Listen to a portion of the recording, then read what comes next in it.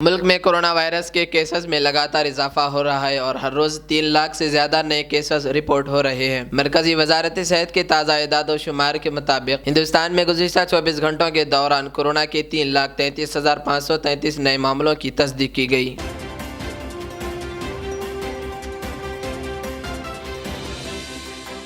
دہلی کے وزیر اعلیٰ اروند کیجریوال نے دعویٰ کیا کہ انفورسمنٹ ڈائریکٹوریٹ (ID) کی جانب سے پنجاب کے انتخابات سے قبل وزیر صحت ستیندر جین کو گرفتار کیا جا سکتا ہے۔ انہوں نے کہا کہ انہیں یہ اطلاع اپنے ذرائع سے موصول ہوئی ہے۔ کیجریوال نے کہا کہ ID نے ستیندر جین کے گھر پر دوبارہ چھاپا مارا ہے لیکن انہیں وہاں کچھ نہیں ملا۔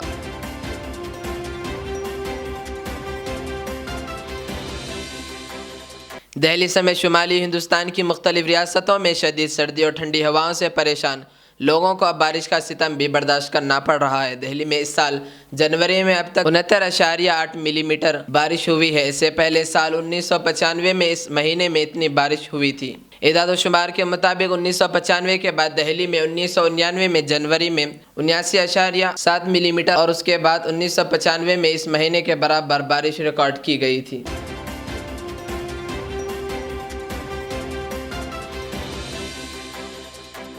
UPSC کی تیاری کرنے والے کچھ طلباء نے ہفتے کے روز کانگریس کے سابق صدر راہل گاندھی سے ملاقات کی اور اپنی دقتیں بتائیں۔ راہل گاندھی نے ان کی باتیں سننے کے بعد حکومت سے سبھی فریقین سے بات چیت کر جلد ایک قابل قبول حل تلاش کرنے کی اپیل کی۔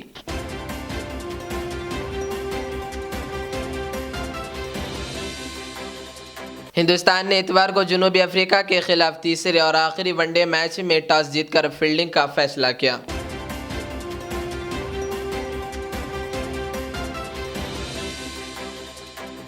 جرمنی کے بحریہ کے سربراہ کیم شامباغ کے ہندوستان میں ایک مذاکرات کے دوران خارجہ پالیسی پر دیے گئے بیان پر ہنگامہ کھڑا ہو گیا۔ مسٹر شامباغ نے یوکرین کے بحران پر اپنے تبصرے کا اظہار کرتے ہوئے کہا تھا کہ وہ اپنے مذہب کی وجہ سے عیسائی روس کو ایک شراکت دار بنانا چاہتے ہیں۔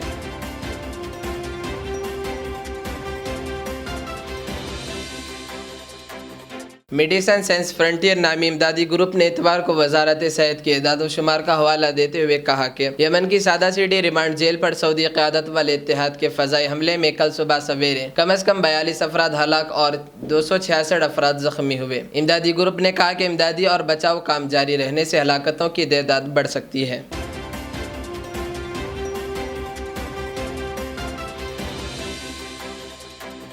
جرمنی کے شہر ہیمبرگ میں ہزاروں افراد نے کورونا وائرس پر عائد پابندیوں کے خلاف مظاہرہ کیا۔ جرمن روزنامے ڈائی ویلٹ کی رپورٹ کے مطابق ہفتے کے روز ہیمبرگ میں ہونے والے اس مظاہرے میں تقریباً 3,300 افراد نے حصہ لیا۔ اخبار کے مطابق اس دوران بہت سے مظاہرین چہرے پر ماسک نہیں پہنے ہوئے تھے اور سماجی فاصلے کے اصولوں کو نظر انداز کر رہے تھے۔ وہ ویکسینیشن اور کوارنٹین کے اقدامات کے خلاف نعرے بھی لگا رہے تھے۔